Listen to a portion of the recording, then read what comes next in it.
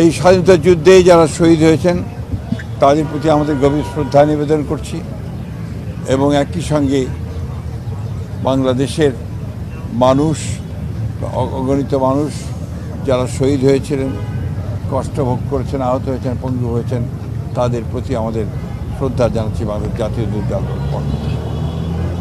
আজকে সেই সূত্রে স্মরণ করতে চাই বাংলাদেশের প্রথম নারী মুক্তিযোদ্ধা দেশনেত্রী বেগম খালেদা জিয়াকে, যিনি সেই যুদ্ধ থেকে শুরু করে তার জীবনের শেষ দিন পর্যন্ত এই দেশের মানুষের জন্য, স্বাধীনতার জন্য, গণতন্ত্রের জন্য সংগ্রাম করেছেন, লড়াই করেছেন। আমরা বাংলাদেশ জাতীয় দলের পক্ষ থেকে তার প্রতি গভীর শ্রদ্ধা নিবেদন করেছি।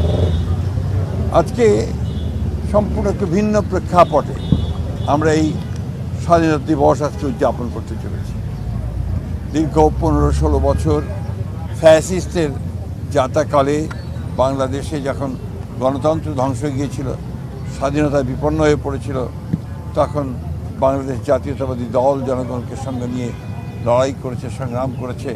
প্রায় 60 লক্ষ মানুষের বিরুদ্ধে মিথ্যা মামলা হয়েছে, 20,000 মতো নেতাকর্মী তারা শহীদ হয়েছেন, প্রায় 1700 নেতাকর্মী গুম হয়ে গেছেন। সমস্ত নির্যাতন নিপীড়নকে উপেক্ষা করে বাংলাদেশের মানুষ লড়াই চালিয়ে গেছে এবং সবশেষে জুলাই অভ্যুত্থানের মধ্য দিয়ে, ছাত্র জনতার অভ্যুত্থানের মধ্য দিয়ে বাংলাদেশ আবার নতুন করে একটা গণতান্ত্রিক ব্যবস্থা ফিরে পাওয়ার সুযোগ সৃষ্টি করেছে। আজকে আমাদের নেতা জনাব তারেক রহমান, যিনি দীর্ঘ 15 বছর ধরে নির্বাসিত থেকে আমাদেরকে নেতৃত্ব দিয়েছেন এবং এখন এই নির্বাচন থেকে শুরু করে অর্থাৎ পূর্বে পর্যন্ত এবং আজকে নির্বাচনের পরে সরকার গঠন করার পরে যিনি তার সম্পূর্ণ নতুন চিন্তা ভাবনা নিয়ে দেশকে গড়ে তুলবার কাজে লিপ্ত হয়েছেন, গড়ে তুলেছেন, মানুষকে সংগঠিত করছেন এবং মাত্র 1 মাসের মধ্যেই তিনি তার নেতৃত্বে বাংলাদেশ অনেক দূরে এগিয়ে গেছে। আমরা সবাই জানি যে ফ্যামিলি কার্ড,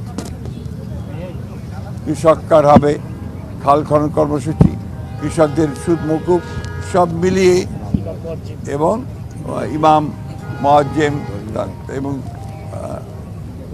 পুরোহিত, তাদেরকে চার্চের পাদ্রী, তাদেরকে যে আপনার ভাতা দেওয়া হচ্ছে, সেটাও একটা নতুন কার্যক্রম এখানে শুরু হয়েছে।